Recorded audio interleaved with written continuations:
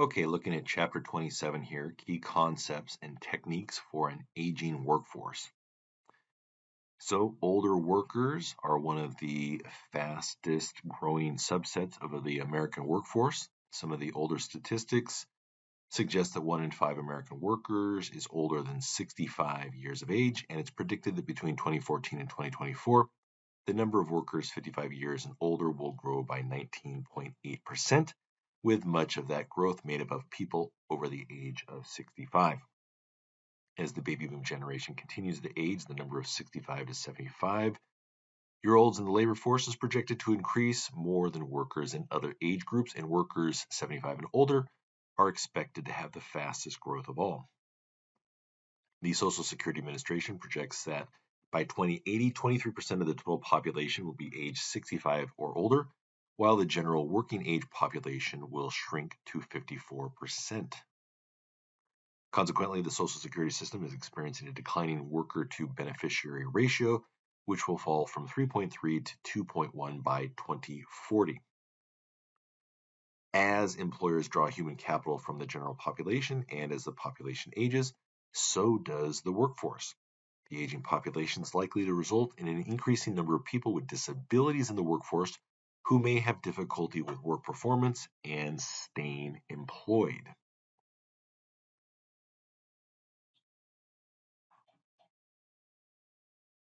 So, what does our society sometimes do when it comes to the aging? Well, there is dehumanizing attitudes towards the older adult population at times. There is a devaluing and a discriminating that occurs. And sometimes individuals are forced into new living situations without their input. Now, in this chapter, the focus again is on the rehab counselor more than that of the physical therapist or occupational therapist.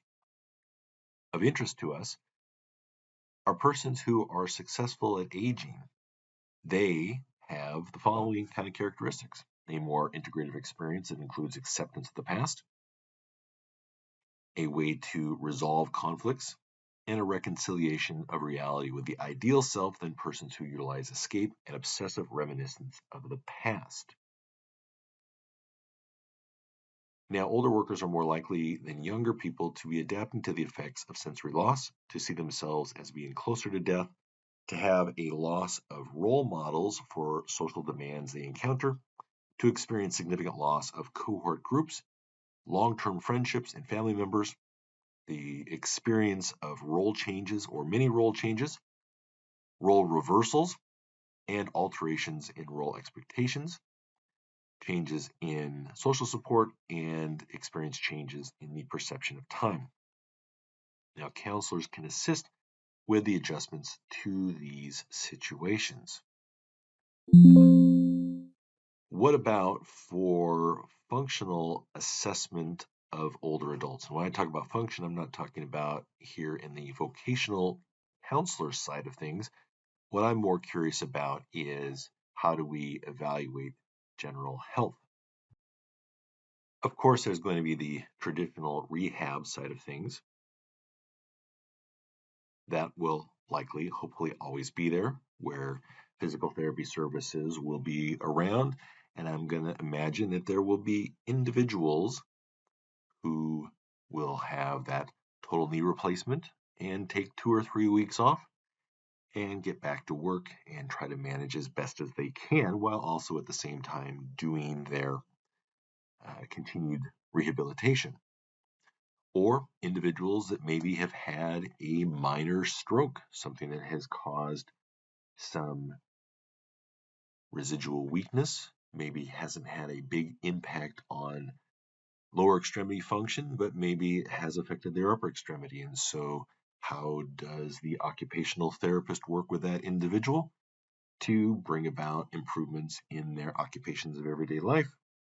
Dressing, cooking, etc., looking at upper extremity strengthening, things like that. All the while, the person continues to try to maintain some semblance of their work life. There may be individuals who want to participate in injury prevention or preventative health services. And then, of course, there is opportunities for on-site medical providing. Just yesterday, and again, this doesn't relate to anybody in our class, but it can highlight opportunities.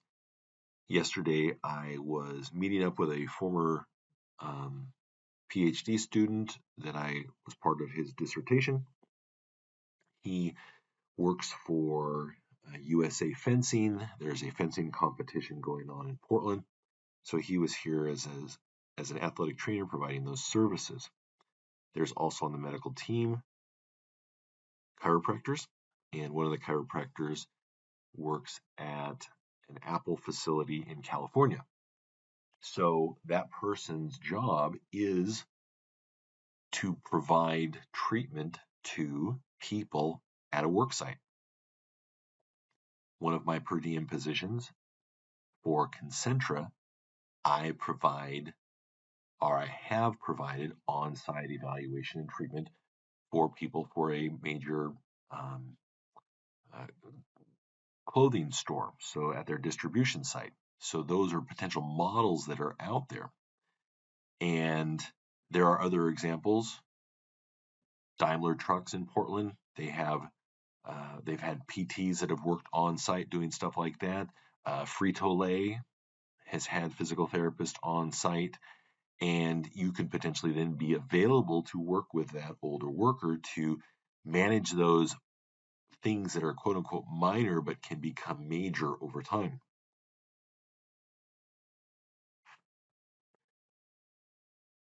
All right, that wraps up this lecture.